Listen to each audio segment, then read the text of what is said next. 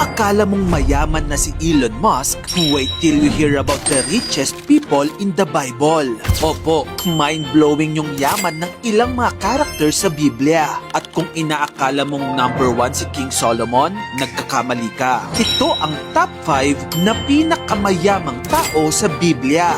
Number 5, Joseph's Pharaoh. Naalala niyo pa ba yung karakter ni Joseph? Siya yung ibinenta ng kanyang sariling mga kapatid dahil sa selos. Hanggang sa mapadpad siya sa Egypt at naging alipin doon. And then doon sa Egypt, meron silang tinatawag na Paraon or Pharaoh. O yung hari na ginodiyos ng mga Egyptians. At yung Pharaoh na yon, sa sobrang yaman, siya ang nasa number 5 ng ating listahan. Hindi binanggit sa Biblia ang kanyang pangalan. Pero paano siya yumaman ng todo-todo? Bago dumating kasi ang taggutom noon, nag-ipon ang Pharaoh ng napakaraming pagkain. At nang maubusan ang mga tao ng pagkain, alam mo yung ginawa nila? Ibinigay nila sa Pharaoh ang lahat ng pera at ari-arian nila kapalit ng pagkain. Ang tanong, magkano naman ang yaman niya? Ayon sa mga scholars, ang kanyang estimated wealth ay nasa $200 billion.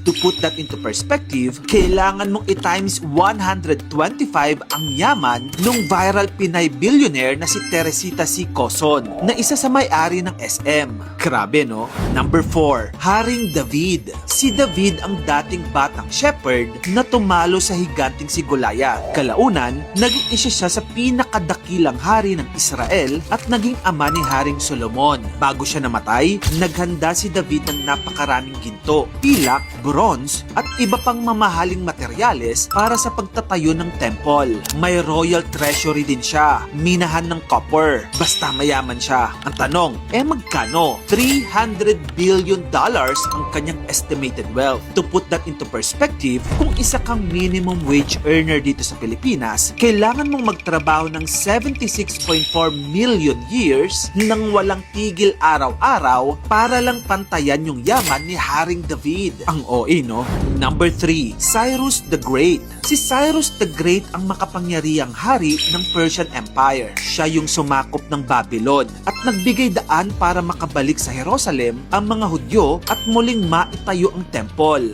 Napakalawak ng kanyang imperyo. Magkano ang yaman niya? $400 billion. To put that into perspective, doble ang yaman niya kumpara kay Mark Zuckerberg na may-ari ng Facebook. Number 2, Haring Solomon. Si Solomon ang anak ni Haring David. Kilala siya bilang hari na humingi ng karunungan sa Diyos at itinuturing na isa sa pinakamatalinong hari sa Biblia. Pero bukod sa wisdom, sobra-sobra rin ang yaman niya. Ayon sa Bible, tumatanggap si Solomon ng 25 tons of gold bawat taon. Kumikita rin siya mula sa taxes, international trade, mga barko, kabayo, at mga regalo ng iba't ibang hari na sumisip-sip sa kanya. Magkano ang estimated wealth niya? $2 trillion. Gaano kalaki yan? Kahit pagsamasamahin mo pa ang yaman ng top 100 richest Pinoys, wala pa rin yan sa kalingkingan ng yaman ni Haring Solomon. Number 1, ang pinakamayaman sa Biblia ay si Nabucodonosor II. Siya ang makapangyarihang hari ng Babylon na sumakop sa Jerusalem. Siya rin ang hari na mababasa sa Book of Daniel at kilala sa pagpapatayo ng malalaking palasyo, templo at iba pang structures sa Babylon. Napakalaki ng kinikita niya sa kanyang imperyo mula sa taxes, trade routes at napakaraming resources ng Babylon.